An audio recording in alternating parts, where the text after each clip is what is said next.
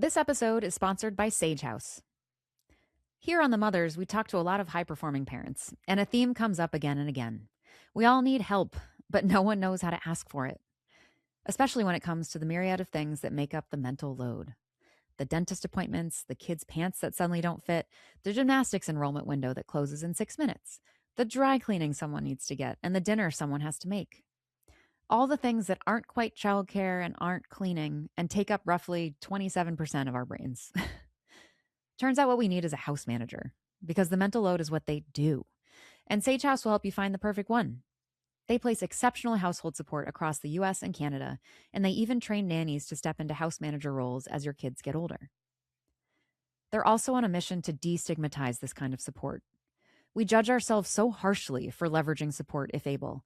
And what's so nice about Sage House and what I really connected to about their brand is that they finally make it feel logical, practical, necessary. I don't know, like working with a physical therapist to recover from surgery or partnering with a financial advisor. We don't have to do it all alone. It's also founded by a mother of 3 who obviously gets it. Visit sagehouse.com. That's Sagehouse, SAGEHAUS.com. And finally cross the invisible load off your list. I'm Sarah Brown, and this is The Mothers, real conversations with leaders, creators, and thinkers about who we are, what we want, and how we build meaningful lives alongside motherhood.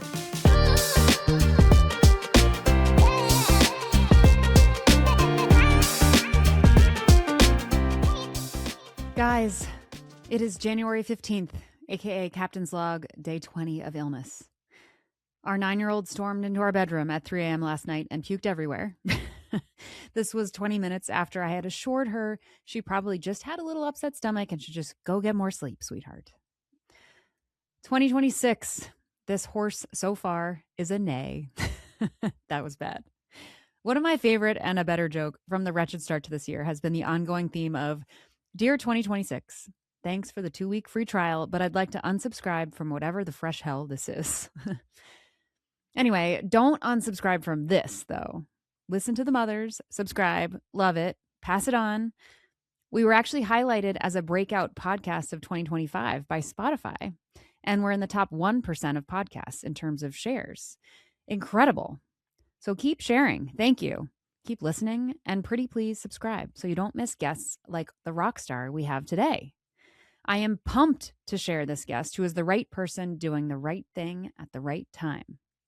Kelly Hubbell, mother of 3, founder of Sage Haus, the German kind, Haus, which I've been bringing to your ears at the opening of recent episodes because I believe so much in what she's doing and how she's trying to do it, and I want it to go mainstream. We talk a lot about the mental load or invisible labor that mothers take on. Unfortunately, the data shows that regardless of whether a mother is working or not, regardless of whether she is the primary or only breadwinner, she is doing more household labor than her husband, often nearly double the amount of time. Same-sex couples seem to fare a little bit better here and divide things more equitably. Male same-sex couples in particular do a good job, I think because there's no, quote, delivering parent to become the default, and everything needs to be discussed and decided. You can hear this firsthand in one of my earlier interviews with Jarrett Zafran, founder of Brownstone Surrogacy, who talked about being, quote, laundry daddy and food daddy with his husband. Things are a little more complicated in female same-sex couples if one is the delivering parent, which inevitably, biologically, pulls her into the role of she-fault parent in the early days. Our interview with Jess Gelman, CEO of the Kraft Analytics Group, brings this to life. Anyway, point is, mothers everywhere and those on our show are delivering, no pun intended, at home and at work, but compounded by the rising pressures or expectations for parents to be more present and more hands-on than at any other time in history. Mothers are done. Eve Rodsky tells us to sit with our partners and lovingly divide up all the tasks that go into running a household in 15-minute increments in a beautiful spreadsheet. Kelly did this after she had her second kid and found the weight of work and parenting absolutely crushing. What's great about Kelly is that this conversation was very matter of fact. She went to her husband and was like, this is impossible. Not blaming, but it's not working. He agreed. And then they, or she, hired a house manager, and it changed her life. I won't spoil the story, but shortly thereafter, Sage Haus was born, on the back of entirely organic demand for help finding a house manager. What has happened since is extraordinary, and it seems finally inevitable. We're done. We're ready to outsource. We live at a time when the quote village is unfortunately bought and paid for. Sage House lets you do that. And not in a way that invites judgment or criticism any more than finding a doctor or a lactation consultant or a financial advisor would. This is help, plain and simple. And if you combine Sage House with Megan Joyce's Duck Bill and throw in the government-funded free childcare that seems like it may finally be coming to New York and San Francisco, well, mothers might start finding themselves above the line again, as Lexi Reese would say. Mothers are extraordinary at making it work. What I love so much about Sage House is they say, we know you can, but you don't have to anymore. So please enjoy my conversation with the wonderful Kelly Hubbell.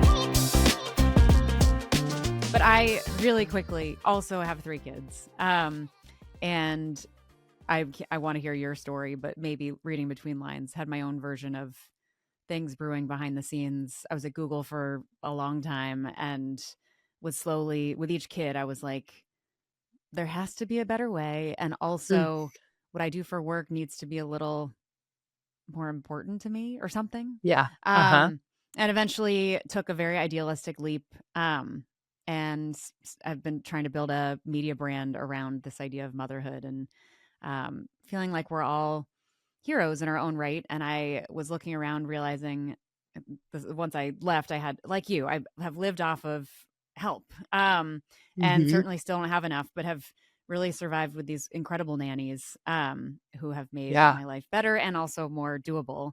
And then and kept that going once I left Google. And I found myself still quite busy. And I was like, there's still so much other stuff. And then I was also among, do more at the pickups and the drop-offs than I'd been, and just being, and, almost everyone there are other moms. Just being like, we're fucking amazing. And no one really cares. And then also thinking, at work, I'd also look up and around at all these female leaders who are doing amazing things and realizing they were also raising kids too. Like they were at these pickups and drop-offs, but never the two shall meet, And I was kind of like, wouldn't it be interesting to go and talk to these women who are out there doing, in a sort of capitalist lens, like doing the impressive thing. And then also hear that integrated story about how that lives alongside or within their motherhood experience. And kind of breaking down those barriers a little bit. And kind of celebrating these awesome people. So I get to reach out to people that are doing wonderful, incredible things. And instead of trying to steal their secrets, I get to share them and learn from them. I love it. So thank you for joining in and being a part of this. I'm happy to be here. Yes. No, that's amazing. I'm so proud of you for just going after it. And I was also in software sales before. Yeah. I was in the software world for a long time in the Bay Area and stuff. And I just ate really spicy eggs, so my nose is running. But anyway, I think it's awesome that you're doing this, and I just think it's great that you're getting these stories out there. It's important. It's really important. So yes, we need the full story. Well, cool. So we like to kind of kick off generally with hearing whatever version of your background story, your origin story, really makes sense for you. It could even start. It could go back to the beginning. I was picking up on some things around your mom was a solo parent. You're one of 4, maybe. There's you come from a lot, and then you, as you said, you were very driven through your career before Sage House. Curious how these things all sort of braid together or build towards where we are today with 3 kids. Yeah, I'm happy to kind of walk you through that. I mean, for me, it was really, I felt like I went into motherhood with a lot of gusto. When I became a mom in 2018, this was still very much around the mom boss era of do it all, be it all. And I was very much I'm gonna only take 6 weeks on maternity leave and I'm going to be right back to it. And I'm going to, and I think I had these like very unrealistic expectations. Yeah.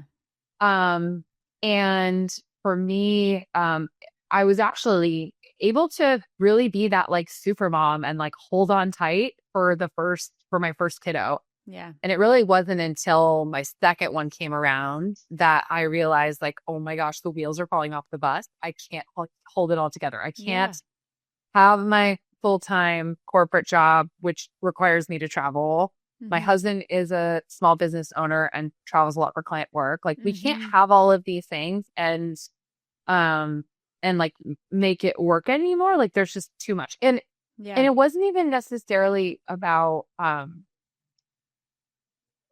like so much mental load, but also the partnership piece. It's like, even if you have two highly executive functioning partners in a relationship, there just still aren't enough hours in the day. Yeah.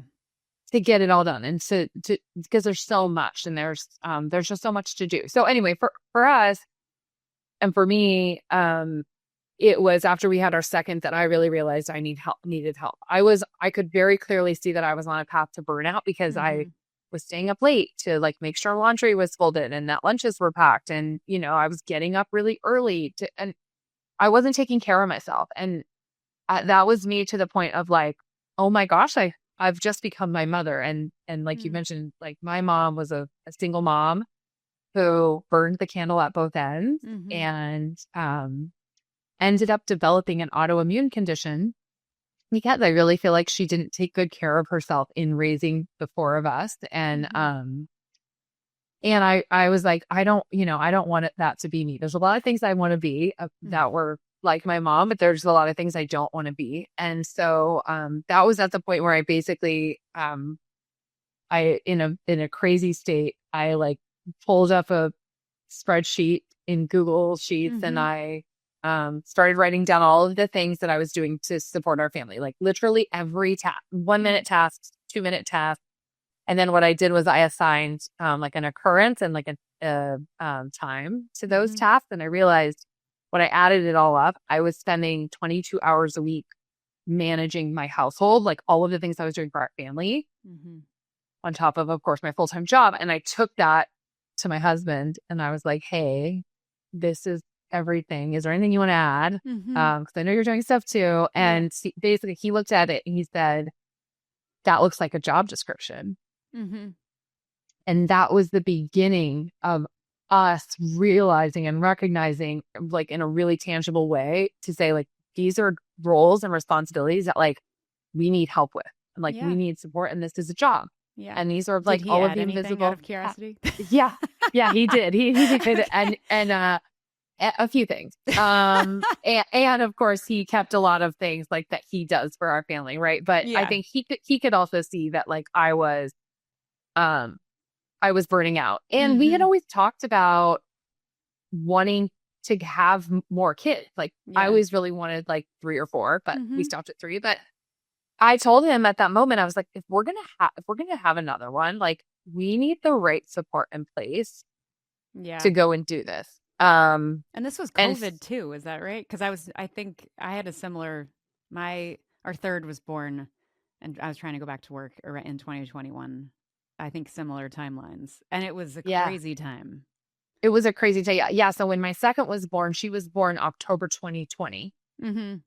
And then, and then in 2021 was when we were like, okay, we really need more help because if we're going to grow our family, we need to get this in place. So, so we ended up finding a house manager. I called it a house manager. I didn't know what to call it at the time. Yeah. I was not aware that any support outside of like a nanny or like cleaners existed, which we had our kids in preschool and childcare. So it wasn't like we needed more childcare.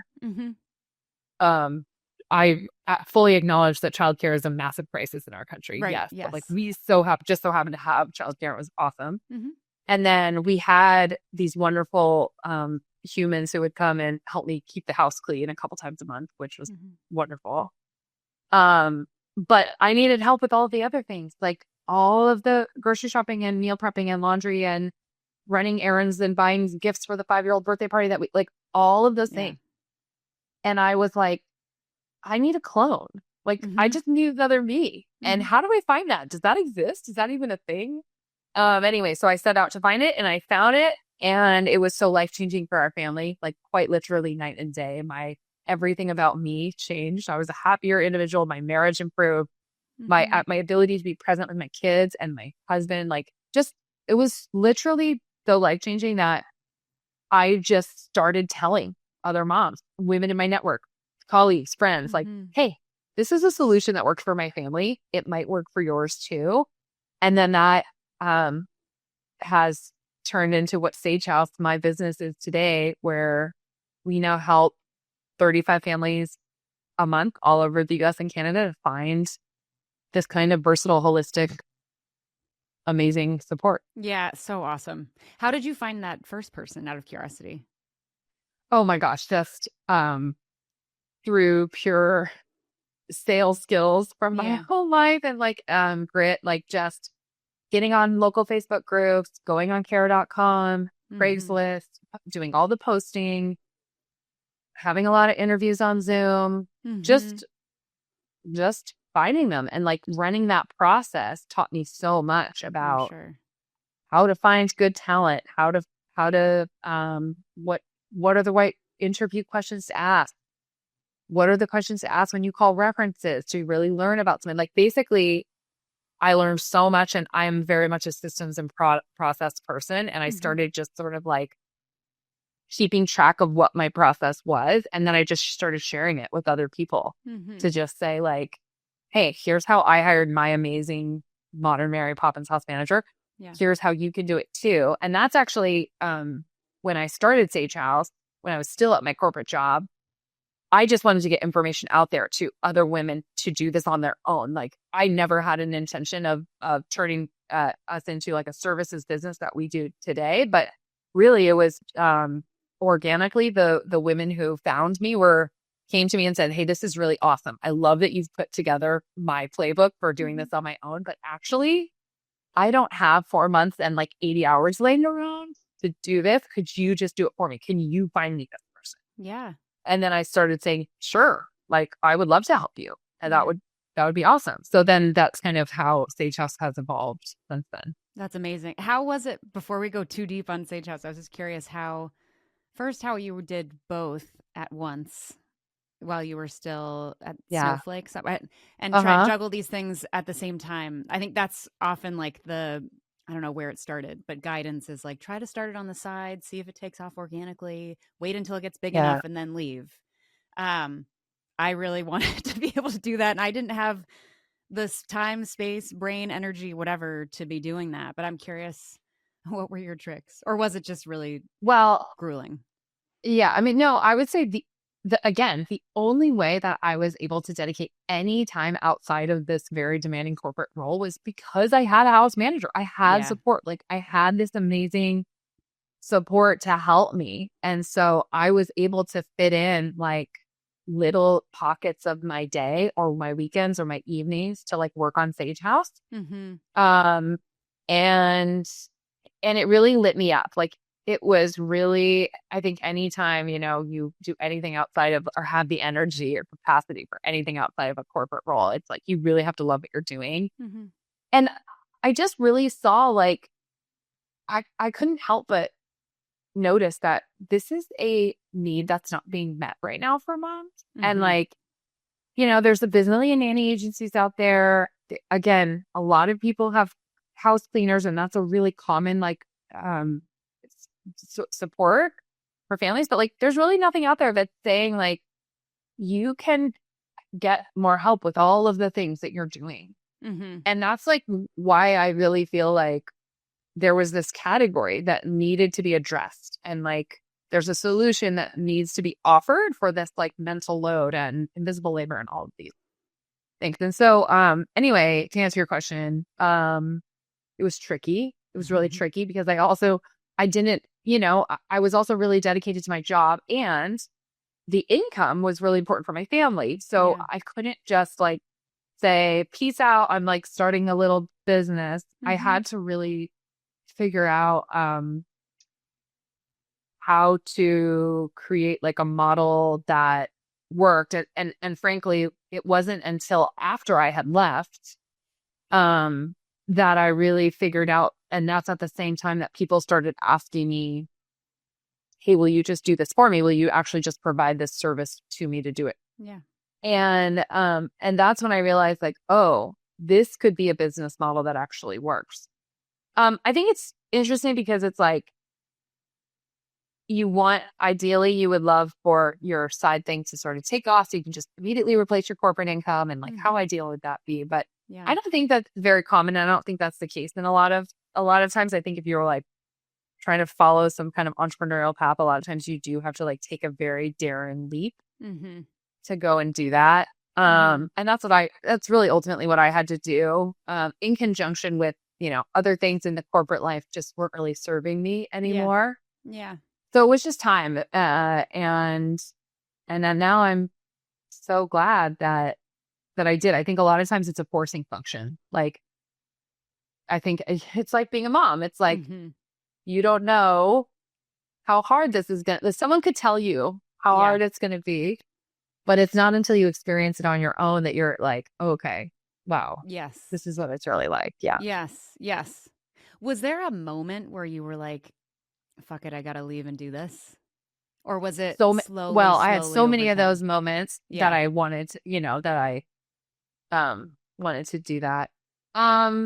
It was slowly. It was more slowly. I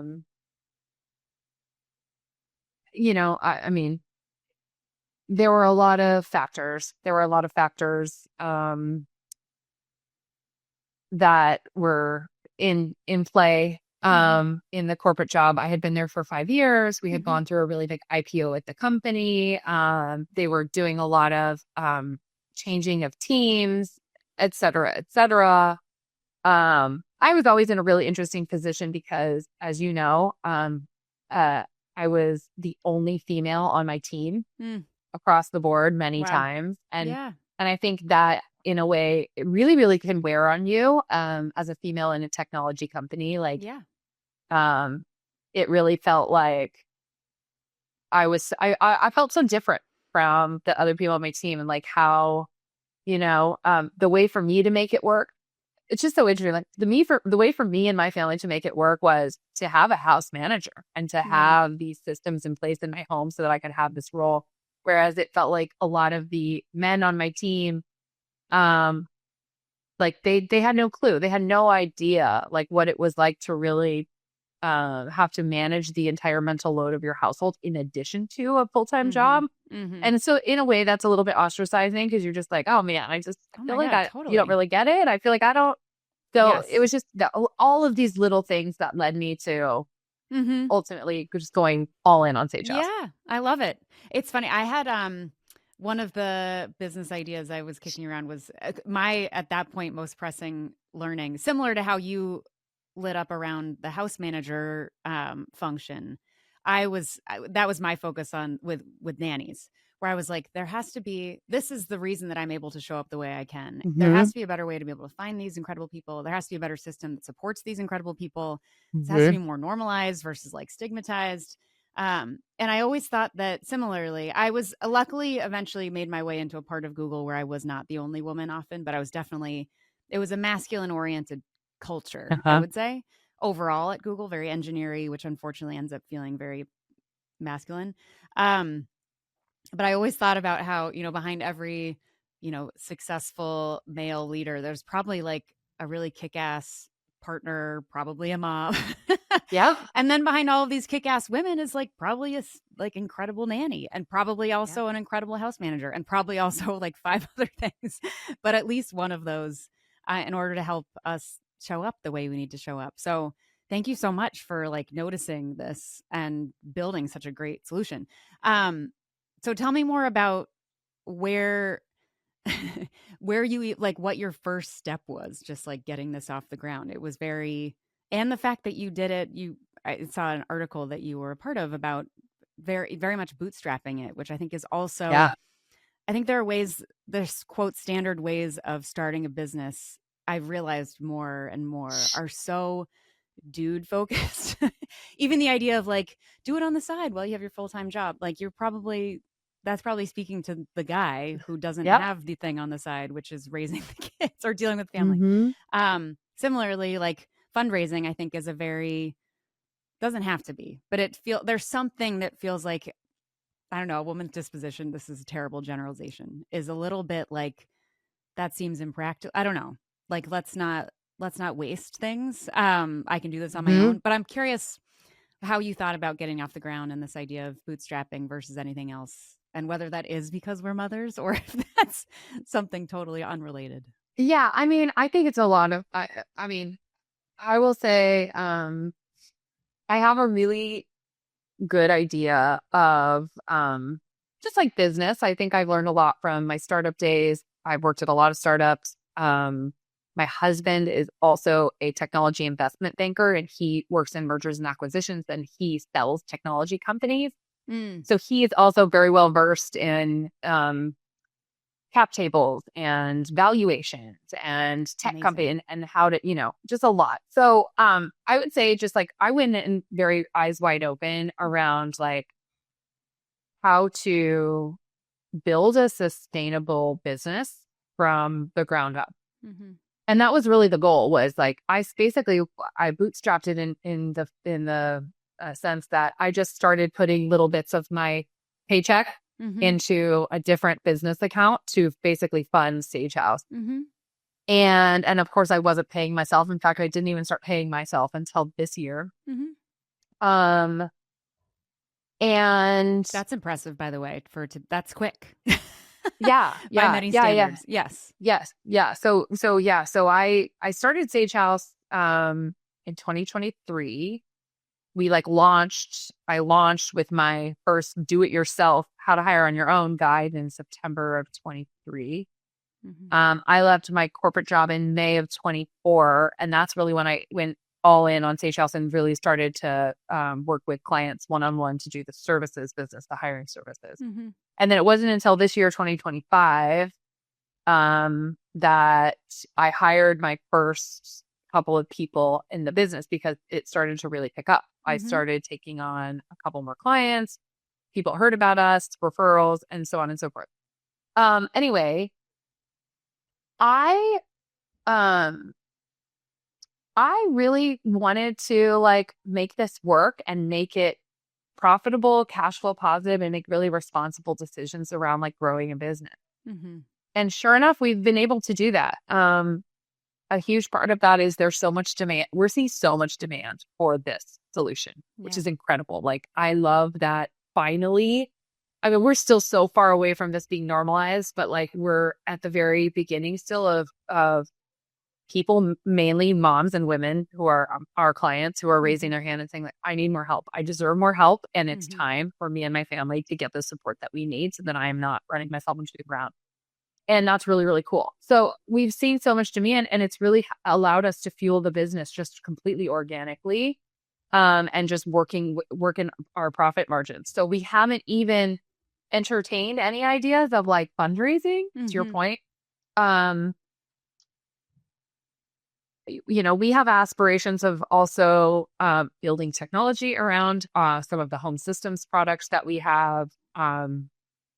We have aspirations around providing Sage House as a corporate benefit. So having like a B2B channel. Yeah. We have a lot of like ideas for how to grow this business and how to expand, but we're just doing it really responsibly. The thing that's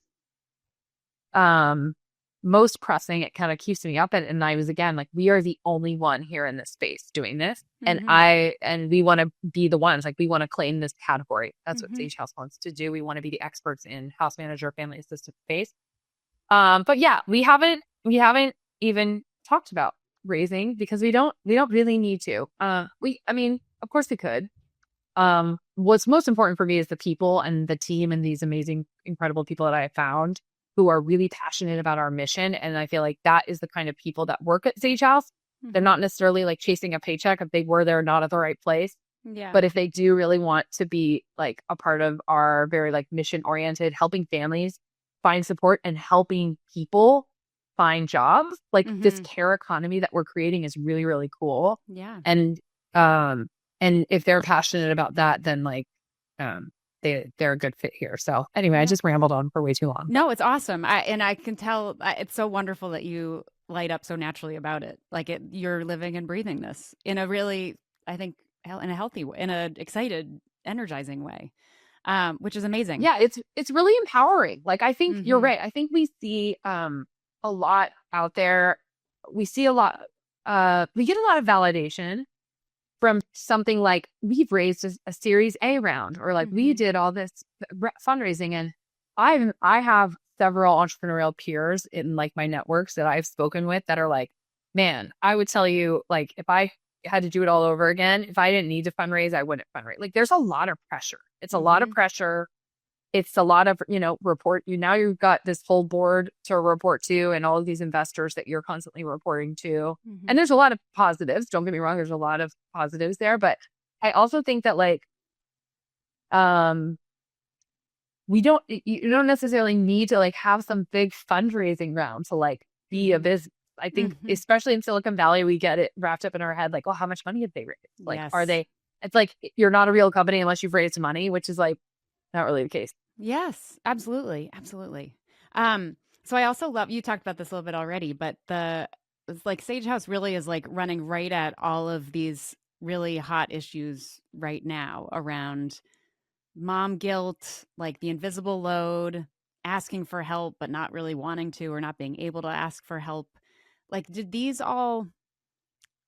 have a personal experience that allowed you to find a way to create a brand that, from my experience with it, kind of magically, like, those feelings dissipate where it's kind of like, get rid of the baggage. That's like an inherited weight that we're carrying.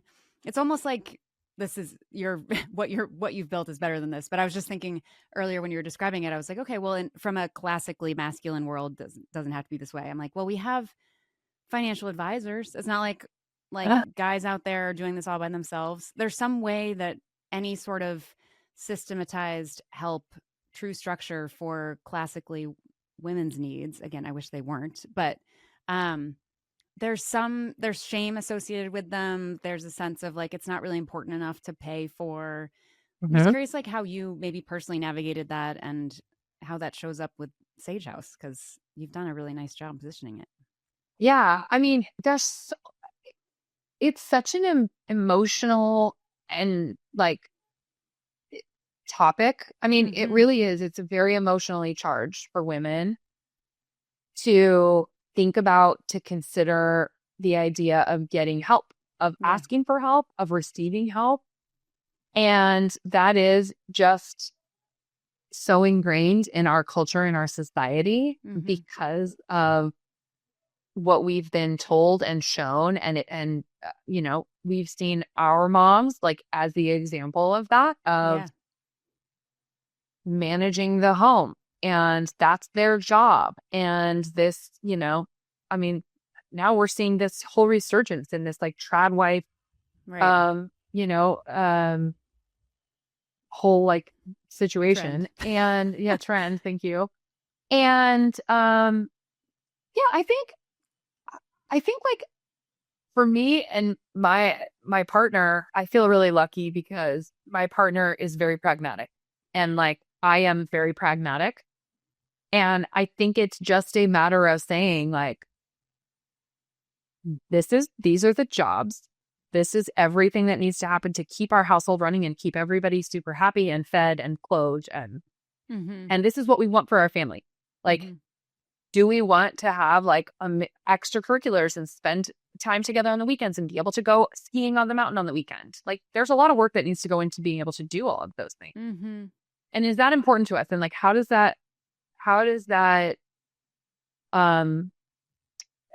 our core values as a family reflect there? And when you think about it in that way, like, we're a team and this is what we want for our family, then it's like, okay, then how do we make that work for our family?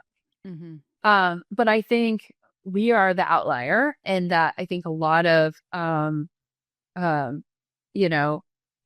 especially like male, female, heterosexual couples operate in that she manages she's in charge of the dishes and the laundry and the housework and all of that stuff. And it's so interesting because I see it play out every day.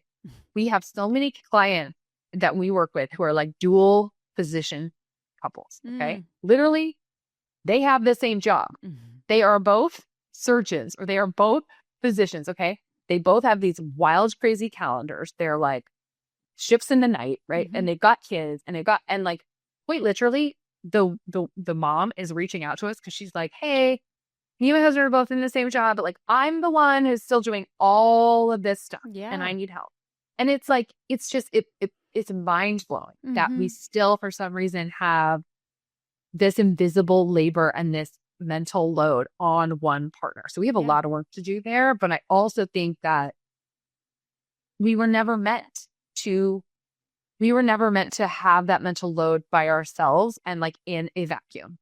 We have in our past, like you look at different cultures, go back into like ancient times and Native American and like you go back and like it's about the village. It's about taking care of each other and women coming together and men coming together and everyone has their role in the village. And we are like a community that takes care of each other. Well, in the way that we're living today, there just isn't that. And a lot of us are living farther away from our family. We certainly do. And so you're seeing now that we have to build our own villages. And there's no shame in that. I mean, there is a lot of shame in that. But I'm saying like, let's step away from the shame and be really practical about the fact that like we were never meant to do this on our own. And if we can just really take a step back from like the emotional, like getting caught up in like, what does society want? What does the culture want me to do and be? And this whole supermom complex and just take a look at it and be like, hold on, wait a minute. Is that really what I want? Does that light me up? Does that fill my cup? Yeah. What are my goals? What are my core values? And if we can like really treat ourselves as more of an individual, and then I think we can be more open to solutions like this. I don't know if that answered your question. Totally. No, wonderful. I forget where I was hearing this, some other podcast or some article where they're talking about the idea of the village and how that's totally crumbled and it's been replaced. You know, tech has come in and basically made the role that anyone in the quote village would play now something that you can pay for. So like instead of going to your neighbor to get sugar, you like order it on Uber Eats, or you instead of getting your groceries yourself, obviously, or asking someone else to do it, or coming over at night, or someone to watch the kids, you pay for that. And so this seems like a thing on the list, this function that like is finally, thanks to you, a service that we can pay for that village. So it makes a ton of sense. I was curious. We mentioned these two physicians example, which is like hilarious and awesome and very true. Do most of your, what state of mind do most of your clients find you? Like, are they calling you at a moment of desperation, or are they doing this proactively? All across the board, honestly. I would say a lot of clients that find Sage Haus will literally find us and like jump on an informational call. I do these informational calls a couple times a week and they'll get on and they'll be like, I need this yesterday. I just found about you yesterday, but I need this person yesterday. So like, where do I sign? And it's really quite funny because they're, especially right now, depending on when this episode airs, we're kind of like gearing up for the holidays. And so I think there's a lot of extra mental load and stress on parents, especially. And I think they can see like, oh, if I had somebody else wrapping gifts and helping me do prep for my holiday party and all that stuff, like, wow, that would be amazing. So some people are in like a chaotic state. But then I'm actually seeing more and more people who have heard about this solution, like, oh, a house manager, oh, this is interesting. And they're proactively preparing for like a birth of a baby coming in the coming year. And like, they know that they're going to need more support around that time. And that's really cool. Which is kind of leads me to, well, kind of what I was mentioning around like Sage Haus being provided as a benefit for parents, or like postpartum benefits, stuff like that, and finding support. And then, I would say kind of all across the board. People are finding us all across the board. Yeah. I was just curious if there are these moments. I could imagine it's sort of in a state of like dire straits. I mean, to the point that what it took for you to get to a point of pick up, open up the spreadsheet and list out, here's all this stuff. Like, I can't do this. One person can't do this anymore. We need to figure out a way. It's interesting. I feel like everyone has their own version of a breaking It's a point. journey. Yeah. It's a journey. Yeah. You know what I will say though, is that I've seen so many more dads. I was going to ask about the dads. Yeah, go. Coming in, because I think what's really cool is like I said, like oftentimes, and again, I don't want to be blanket statement, but I think dads can kind of approach this sometimes from like a really practical, they're like, oh, my wife is like, she's a grumpy monkey. How do I take some things off of her plate? Oh, maybe because I can't do it and I travel a lot for work or whatever, like maybe we just need more support. Oh my gosh, what if we got some? So like I'm seeing a lot of dads joining these info calls and they'll even write in their little intake form like, hey, my wife would never seek this for herself, but I know we need this. And I think that's really cool because it's like your partner is acknowledging your need and like seeing that. And I think that's really cool. So there's a lot more dads coming in and it makes me happy. Yeah. One thing we like to talk about identity here, and I think it's kind of the simplified version is, okay, you're a human being, you have a job, maybe your job is a core part of your identity, maybe your role with a partner, spouse is core part of your identity, maybe you have a sense of yourself and you have maybe some hobbies that allow you to like flex that other part of you, and then you have a kid or more kids, and then all of those things kind of the volume gets turned down, turned up on your identity as a mother. And there's kind of, for a while, it's almost like Kelly, is lost. I was curious if that was something that you felt was part of maybe why traditional corporate life was becoming less, I don't know, less like a place that you could be. You mentioned this a little bit, being the only woman there. And then how you felt creating this beautiful business that is such a reflection of a true belief of yours. Like how I don't know if you could identify with the idea of having maybe lost a sense of who you are and kind of regaining that over time. And if that's true and how. Yeah. I mean, I was very much like yearning for my almost like elements of my old life when I was a mom. As I became a new mom, and especially once my second came, and I really realized like, oh my gosh, I'm losing parts of me, and that was all a really big part of it too, in seeking support and help, and it wasn't just like, and I tell people this all the time, I'm like, it's not just about that time savings. Like, sure, you have a nanny or a house manager helping you 10 hours a week. Not just about the 10 hours. It's about the actual mental load that's being taken off of your plate and your ability to like calm your nervous system and be present in anything that you're doing and like make decisions differently. When you're not in a state of fight or flight, you can make better decisions and like you can really think through like, what does my body need? What do I need to like be happy and thrive? And like, do I need to go to a workout class? Do I need to go out to dinner with my girlfriend? Like creating more capacity in your life for those things that really make you who you are and that identity. So I think for me, certainly that shift once we found support was like, oh my gosh, I finally feel like me again. Yeah.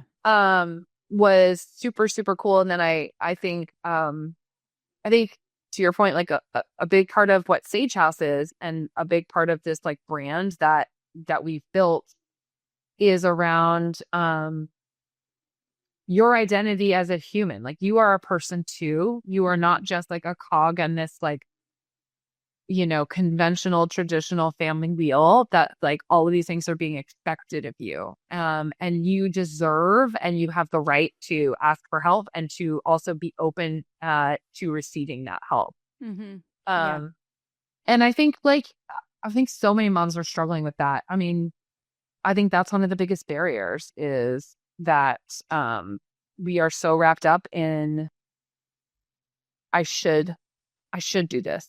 I should like it too. Not only should I be baking cookies for the party, but I should like doing it. And I think this is like the first time, we're giving moms, especially, permission to say like, I don't want to do that. And also I don't really like to.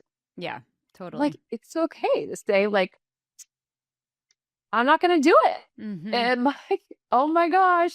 Yeah. I know that it's like anti-institution or whatever, but like, it's okay. And I think just giving people the permission is like just a huge part of what I want for other moms and what I wanted for myself, and then what I want for others too. Yeah. Yeah. Did you ever grapple with mom guilt, which is a term I hate, but is it something that ever found its way to you? Oh my gosh, yeah, it's still Yeah. every day. Like, I would think I would be lying if I was like, oh yeah, I'm absolved of mom guilt. Like, look at me. I think that one thing that I really like about, of course, many of you are probably familiar with Eve Rodsky and fair play and all of that. And one thing that she always says is like, I'm going to totally butcher this, but she basically talks about how like guilt is a feeling that you have when it's not aligned with your core values. So like, I can feel guilty that I'm not picking up my kids from school today.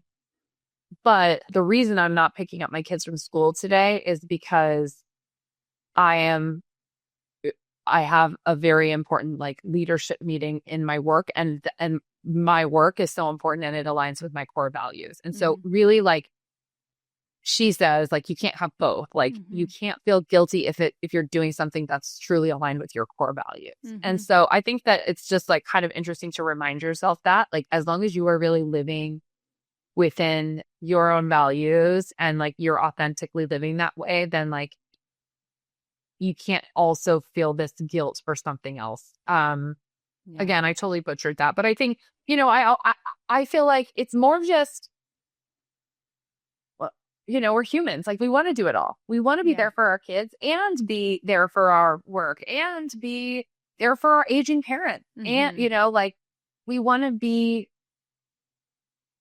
there for everybody. And I think that what we've lost is the ability to be there for ourselves. And so I think, anyway, I try, but I still have it all the time.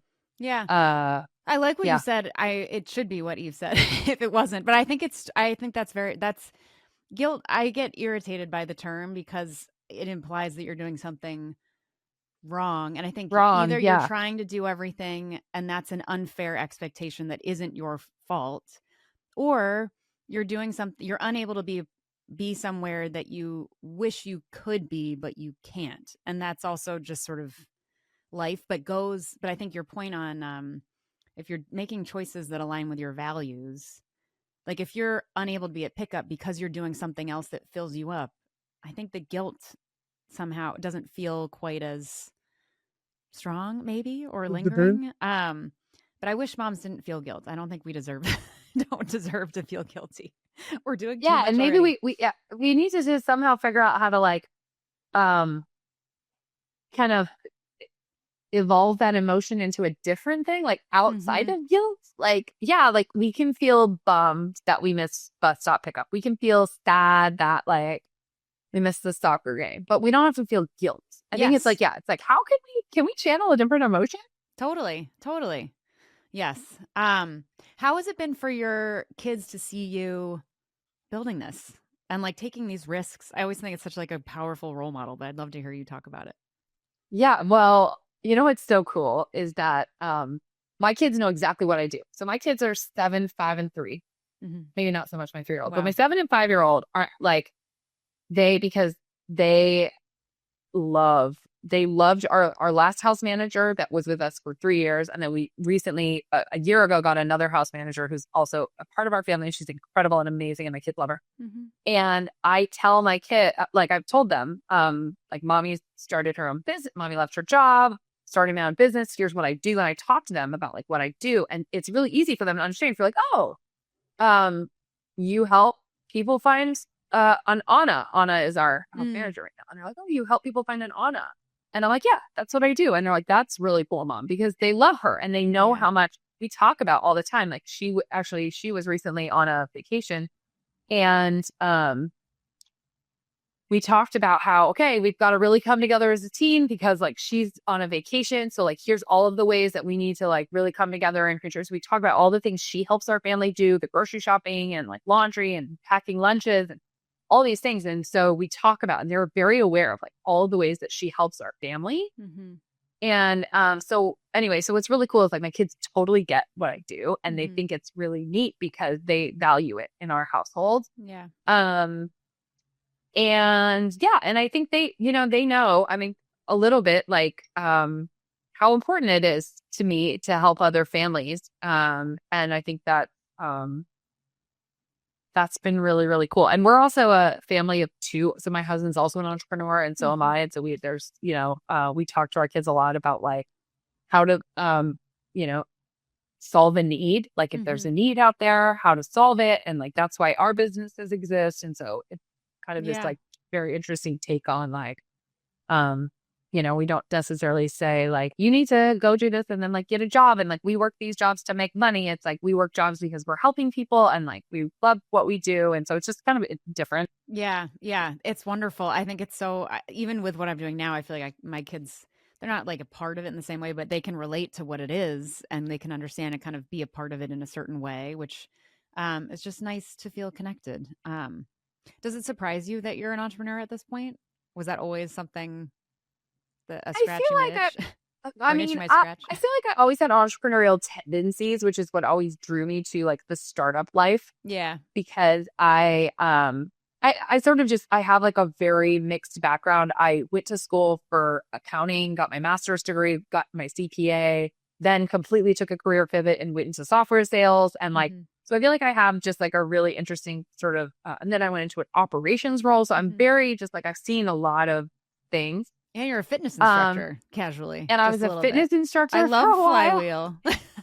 Yes, yeah, I'm glad you remember Flywheel. Yeah, Flywheel is still fun. Well, so my quick side story on Flywheel was I ended up getting that job. I taught, this was when I was in my soccer sales job. So I would Hmm. teach these evening classes as my side hustle Oh, with these free wow. kids. Yeah. And I was teaching 5 classes a week at Flywheel. And what I did at the time was I opened up a bank account for only my Flywheel paychecks to go into. And sure enough, we paid off half of our wedding because me and my husband paid for our own wedding. And we paid off half of our wedding just with like 2 years of Flywheel paycheck, which Oh, was like wow. really cool. Yeah. Which felt like a On the really big, bike. yeah, Yes. just like Yes. teaching and having fun and making money and like putting Yes. it somewhere so we could spend it on something really cool. So I anyway, like that was that. really fun. What was I talking about before that? What were we talking? Oh, if you always thought you'd be an entrepreneur, and you were saying Oh, how it kind of in different ways you've been living that lifestyle already, kind of maybe. I've been, Yeah. yeah, but like, I mean, if you had told me 3 years ago that like I would be running a 23-person company Hmm. that is helping like so many families, I mean, I would be like, no way, there's no way. So, Yeah. it shocks me every day, but I also feel like it's so, of course, like it's funny because my friends your friends sometimes know you more than you, right? Hmm. They're like, Kelly, you were meant to do this. Like, this is always what Yeah. you were meant to do, which always kind of gives you like, that's like a really nice, Of course. Yeah. thing to I was say, even, but as yeah. you were talking and all of your experience and who you are, and even just that story about the flywheel, using the flywheel money specifically to pay off part of the wedding, like all of that efficient operational way of looking at life. You're the perfect person to be doing this. So I'm so glad you found your way to do it. Thanks, Sarah. Thank you. Yeah. All right. We like to end with these kind of standardized little questions, and it's interesting to hear the different compare and contrast the answers.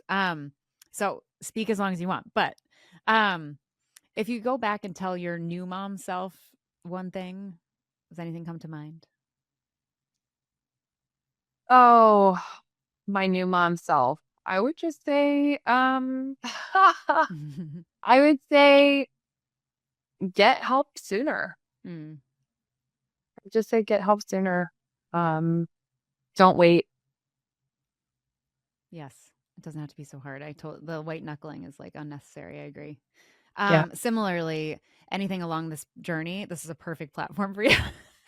Anything through your motherhood experience that would have made it a little bit easier. Maybe Oh Sage House. gosh. Definitely Sage House. I wish Sage House existed for me. You know, I I think that honestly just having really great support in like your friends was the thing that made it easier for me. Mhm. So I guess my advice would just be find yourself a good group of girlfriends that you can text at any time of the night.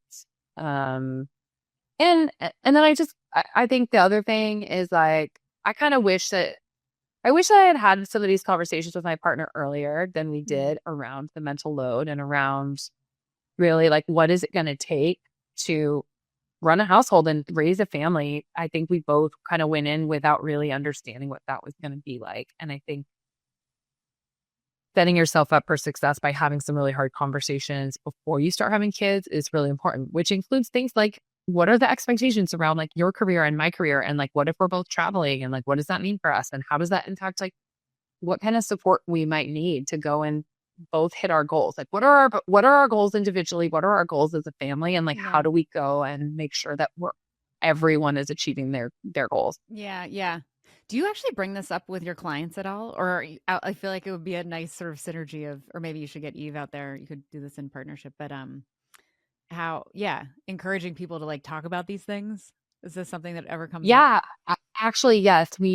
So I remember I was talking briefly about our home systems playbook. So we put Yeah. together like, here's a bunch of systems that you can use in your own home. And we actually have a Hmm. whole section on like partner collaboration. Oh, love. Like, Good. here's all of the way, here's like literally so many topics you can discuss on like breaking out the mental load, but then also like, decisions like, are we how are we managing our kids' education? Like, Hmm. do we feel really strongly about private school? Do we feel really strongly about public school? Do we want our kids to have like what do we want for that? And then Yeah. how does making those decisions impact where we live? Hmm. How much taxes we pay? How much we are paying? How much we're spending on like how far away we're living from a school because we're gonna have to carpool. Like Hmm. so many things are like need to be conversations. They can't just be like, oh, we'll just figure it out. Yeah. Yeah. Wow. Good for you. You're really getting in there. That's awesome. Yeah. That's hard, but that's great. Mhm. Um, yeah, Sage House. I feel like you're more than the house management system. You're kind of like a overall team values, goals, figuring out why you're doing things. It's great. Mhm. Um, okay, our last question is your kids may be listening or one day they might listen to this episode. Is there anything you'd like to say to them? Oh my gosh. I guess I would just say I I hope that we're doing a good job and like that you have a really like charmed childhood as a result and just like that you always felt like your parents were present. Mm, yes. I feel like you're building a thing that can make that true for more people. That's great. Yeah, I think that we're doing things really differently than our parents did. And I think a lot of that is really good. I think we're like Dr. Becky Kennedy is out there making big changes. Like we're breaking a lot of cycles. And I Hmm. think it's really important to break those cycles. And so I guess for my kids, like I not only have like really felt like I've broken a cycle from my own childhood and growing up, but in for them and then for other families too, like Hmm. really helping to normalize support and help families find that kind of support that they need so that they can give their children the kind of childhood they want them to have Yeah. and the life that they want to have too as parents and Yeah. as individuals. Oh my God. Yes. Amazing. Well, Kelly, thank you so much. It's been so great to hear your story and learn about Sage House. I'm going to go sign up now. Oh, I also saw we have a nanny, and I don't know if you still have it there, but for a while you were sharing guidance on how to kind of I don't know if up level is the right term, but how to kind of evolve Yeah. a nanny function into a house manager function, which I think probably a lot of our listeners candidly are probably sitting in that spot where it's like, we have Yeah. this amazing nanny. We have different hours and different needs now. Like, we don't want to lose her. Is that still Yeah, we something have that's a out there? free guide. Yeah. So, Sarah, we have a free guide called How to Transition Your Nanny into a House Manager, Mm-hmm. which is on our website. So if you go to our website, sagehaus.com, house is spelled Haus. If you scroll all the way to the bottom, you can get it's a free guide. And then the other thing we actually rolled out in the fall of this year is a training program for people who want to become house managers or family assistants, like who might be a nanny now, or if you have a nanny now and you kind of want to train them formally into like, here's ways that they can help you with home systems and like really take on more. We have a house manager training and certification program too. Oh, amazing. You've done it Yeah. all. Well, Amazing. not yet, but we will. No, I love it. You're doing the right thing at the right time. And as far as I can tell, in the right way. That's huge. Congratulations. Thank you. I hope you feel, some degree of success every night, because you deserve to feel that. So congratulations to you. Thank you. Well, Kelly's incredible, and I'm obsessed with Sage Haus.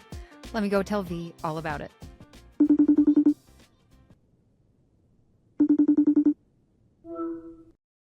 All right, ready? Okay. Yeah. Let's go, girls. All right. Shania Twain, I feel like, is having a moment in general. Is Like, she? well, I maybe just in my Just little in your tiny world, house? but her song "Looks Like We Made It." Have you watched the so good. "Come See Me in the Light" or whatever it's called, the Andrea Gibson No. Come God, See I Me- know Come that See I Me in will the not Good be. Light? Yeah, I will not be well when I watch it, but But it's so no. like beautiful. It's like happy, nourishing. It's like reading a good poem, not unintentionally, but that just makes you feel moved and good at the same time. Anyway, point being, Shania Twain is like, "Looks Like We Made It," I guess was like I forget if it was a song they proposed to each other to, but I forget who proposed to who. But Andrea and Meg, when they got married / got engaged, Shania Twain's "Looks Like We Made It" was like their song. I love that so much. That's fantastic. Yes. Aw.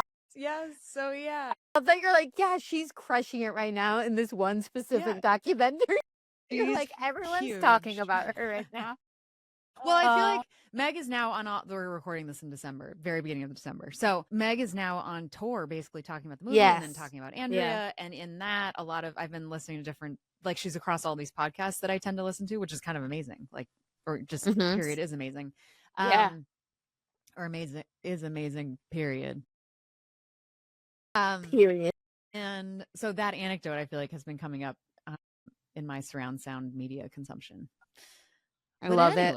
We just talked to Kelly Hubbell, who is on a mission to basically solve invisible labor without making it so heavy and complicated. I She's love basically like, that. let's just create a workforce of house managers, which is sort of loosely the term, but basically it's that, like, all of the things that typically the mother at home ends up taking on that can't be solved by AI, can't be solved by pure childcare or purely a housekeeper, like all of the things that take up 20 hours of your life a week. Yep. She's like, I will find and I will train up and I will match families with house managers and then make this more accessible. It's kind of like, I think we've talked about on the podcast before. It's better than this, but it's like when we were trying to start the childcare matching network thing of like just kind of bringing this into the modern era of, why is it so weird and hard to find nannies? Why does the industry in of itself sort of feel like it's in some There's dark such a shame disconnect. spiral? It's so yes. Yep. She's doing that around house management, and it sort of came from a similar pain point where she has 3 kids. After her second, it was 2021, 2020-ish, like COVID times, and she was like at a breaking point and just like sat down, pulled out a spreadsheet, and was like, with all the hours associated, listed out all of the activities, like the work that she did around household management, added it up, shared it with her partner, husband, who, and this is funny, we didn't gossip enough about it. But and she was like, do you have anything to add? And then she very quickly moved on to being like, and it added up to like 22 hours. And first his response was like, that looks like a job description. And then she did say that he did add a few things. And to their credit, like it sounded like they have a very highly functional, honest, transparent, practical arrangement. So I don't mean to, I don't want to create a thing that isn't there, but it did make me laugh. But I also think it's just true that like 95% of mothers would write that list, go to their partner. Again, that's heterosexual situation.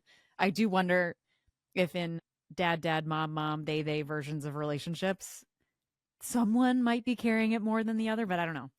In this classic mother-father scenario, the mother usually will probably go to father and be like, here's everything I'm doing. Do you have anything to add? And they'd be like, oh no, that looks pretty good. It's about right to me. So anyway, yes, she added that up, and then they collectively were like, this is not sustainable, and like, how can we solve this? And Kelly took on she said she already had her kids in like childcare. So they had like a daycare situation dealt with. Okay. And so she was like, she went out and in a very, the way that old school you would find, and sort of still how you'd find a nanny. She's like, I went through all of these different systems trying to find someone, but found someone who she's like, it changed my life, changed my marriage, changed how I can show up as a parent, changed how I could show up as an employee. And sorry, I'm getting a poop text again from we haven't talked about classic. I feel our youngest is scared to poop alone and needs to send me evidence every time she poops if I can't be there to wipe her butt. Okay, sorry. I just responded saying that's okay, and it looks lovely. Anyway, so then she went out and found so she found this house manager. I also want to know is there a house manager that can respond to these texts? Yeah, sure. Can a house manager respond to text from my child about her personal text? Yes. Anyway, so then found this woman and was like transformed by it. And then that kind of like started this inkling of an idea. Well, gave her a strong opinion about how important this is.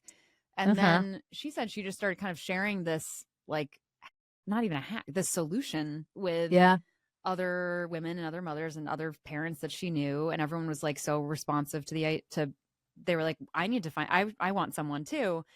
And then started sharing her own systems. She also, her background, she worked at a variety of kind of tech startup, kind of beyond startups in like software and her roles were often in like sales and a lot of operations stuff. So she's just like, an operational person. Yes. And loves the system. Yes. So anyway, so then this sort of, eventually people were like, I need to find someone. Actually, could you find someone for me? And so that, as she was talking about the concept of it more publicly, she started to realize that this maybe could be a business. And around the same time, it seemed like a convenient time for her to leave her current situation, work-wise. So, and it's like really working. I was jealous listening to her talk about it. It's like 2 years ago she started it. It just sort of like organically took off. Now she's like servicing all these families and has like a 20+ person team. So is she acting as like the liaison between the house managers and the families that they work for? And does that, or like what is her role? Her specific function, or like Sage Haus? Her function. So at this point, so it started as very like small scale, as we even talked about how it's like this bootstrapping concept. Maybe that's kind of like a woman's way of starting a company. Doesn't have to be, but she just started small to like see if it mattered. And it was like one family came to her and she would just go out there and using that old school networking, like looking around on the internet, would find and match. And then that scale, it went from one family to 3 families to 5 families to needing, and then eventually needing more support to help find those people. And now it's gone into, this is where it's very much like the childcare thing we were thinking about. It's like creating kind of training systems to standardize the role. And allow people to, and what she was saying was like, people are clamoring for this kind of work right now. I mean, always, but it's like very AI resilient of, you can't get AI, like ChatGPT, like won't empty the dishwasher and won't like fold the laundry, unfortunately. So anyway, it's just like this beautiful, and what I also told her and what's so impressive is I think we talk on the podcast and in life all the time about like, this invisible labor and the guilt and like it's so hard to ask for help, but I also really need help. And she has this wonderful way about her that comes out in the branding of this thing where it's like it's just like beyond that. Like this is just a very objective It's not that deep. thing. Like It's you don't have to be exactly. prideful. It just is like Yes. this sucks and you don't have time for it and that's okay. Yes. Correct. And to that, like proof of that's in a funny way is she was like, yes, very much it's often mothers that come to us, but she's like, dads are getting on board with this now too, because it's something that they can it's accessible to, it's a way of helping the family unit in a way that doesn't feel like they are wandering into domains that they, I don't know, aren't supposed to be in or don't know how to deal with. The really funny, I mean, sad but true anecdote was, because we got a little bit into this. Is it always the mom? Because she was like, we have clients. She's like, I would probably say all of their clients are probably like dual income families. She's like, we also service a ton of dual physician families. And she's like, there will be families where parents are both surgeons and they have the same job and it'll still be the mom that's like reaching out and being like, I decided to take it on myself to do this. And I was like, that's so, I mean, we laugh about it, but it's like, of course. So true. Yeah. Yeah. Oh God. So anyway, they're crushing it. I really am impressed and I am grateful and I am very curious about it. Oh, and the other thing that, because this, again, when we were thinking about the world of our childcare idea was, the life cycle of different types of care, different kinds of support that you need throughout. At different times. And kind of like you rely on whatever your form of childcare is. In this case, obviously, we're talking about nannies. And what happens when your kids are older and they're in school all day or a lot of the day. And so the help that you need is like later in the day. And it's really about like transporting people different places or getting people to do their homework, being there to support on a different level. And yet there's still all of this household labor. Much stuff to do still. Correct. Like, yes. Yeah, and so she created, there's a free, we talked about it a lot at the end of the podcast, but there's a whole guide and a training system that her platform offers of like how to transition, how a nanny can transition from a nanny to a house manager and like what that role looks like. And then literally like certifications that you can do.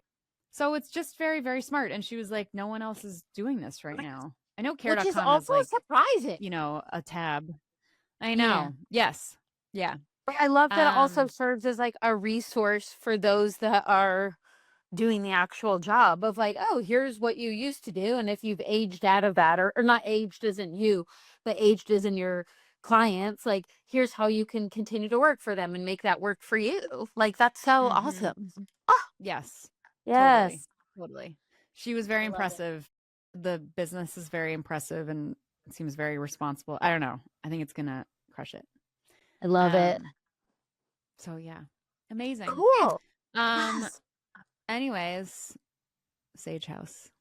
I'm really into it. I think it's You're awesome. Like, do I need this? I know. So apart from Sage Haus being my joy, what can my joy be now? Tell me your joy. Where's my joy? Do we have it? Is it there? Here's something.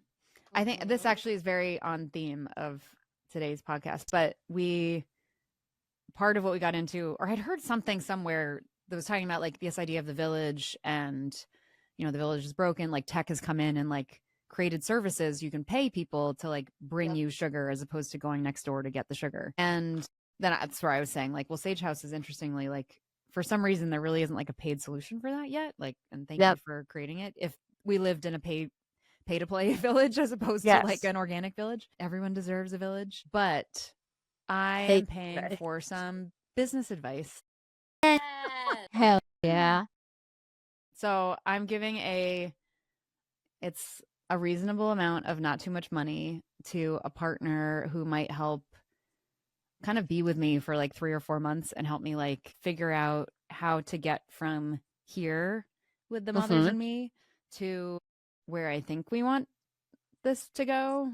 But I think it's just been hard being so pulled into like the actual executing of this stuff is really hard and takes a lot of time. it fucking blows my mind that people are out there with 25 full-time jobs and 300 children and are also like, and I run a podcast. And I'm like, fuck like, you. What the fuck is wrong with me? What's happening? So Yes. some things, I don't know what to make of that. And I try not to feel completely ashamed. But Yes. this woman, we have our first like sort of kickoff session tomorrow. And I'm Hell excited. yeah. I feel like it'll hold me accountable to building this up and bigger and figuring out, for anyone listening, I feel like been trying to play around with like the Mother's platform and what that can become as a brand. And alongside that is there work that I am interested in doing on my own ish, and that also might be like could be a path to income a little bit faster. It's hard out here for the podcast. Turns out, even though we're doing great. We're doing great. I got a beautiful text. This is my true joy, but it will be not timely. So now is when all of the like your top, like Spotify is sending out like, here were your favorite song or your most listened to, and my friend sent me a screenshot being like, our podcast was the number 2 most listened to podcast for her in the year, and I was like, that's fucking cool. That's real. You need to have her post it so that you could repost it and be like, look, people are listening. Tag us in your stories. Yes, totally. Oh, I love that. Yeah. They're out there listening, Sarah. They are. And thank you so much for doing it. Truly. Everyone that's listening, you are my joy. That's what I should have been saying from the beginning. I'm an asshole. Oops. Botched it. No. I love that. Aw. I know. All right. What's your joy? I have 2 joys. One is that last night, our son, just like classically, has been not sleeping, obviously. And this morning, I like didn't even realize that this happened, but my partner just like fully got him ready, did like all of the things that we usually do together in the morning of like getting the lunch together, getting him dressed and packed and all the things and whatever.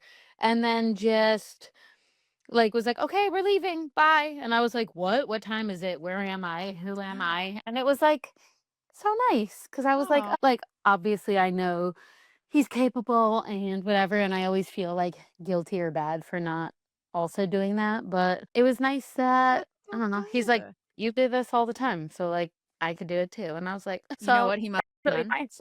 He must have gone to sagehaus.com and done some Exactly. reading. Someone else was here. Someone else He got a certification. There should also be a program for partners. Exactly. Yes. So yeah, that's that so was really beautiful. nice. Yeah, good.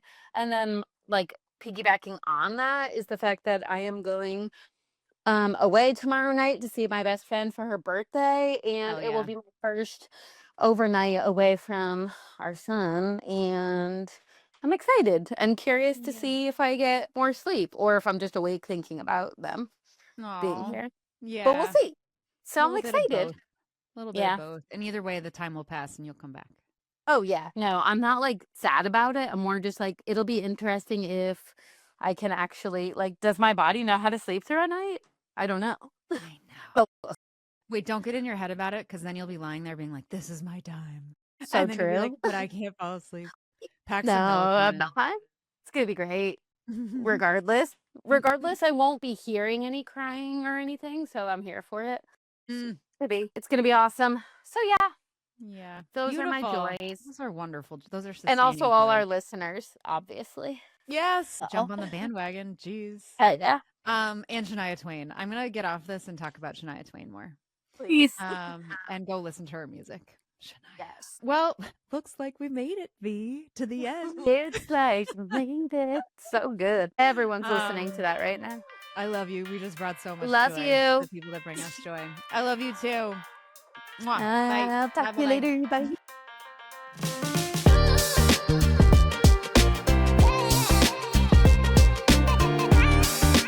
Thank you so much for joining us. Please remember to like and subscribe so you don't miss an episode and we can reach even more rock stars like you. The Mothers is a production of Backline Media, shining a light on those who carry the team.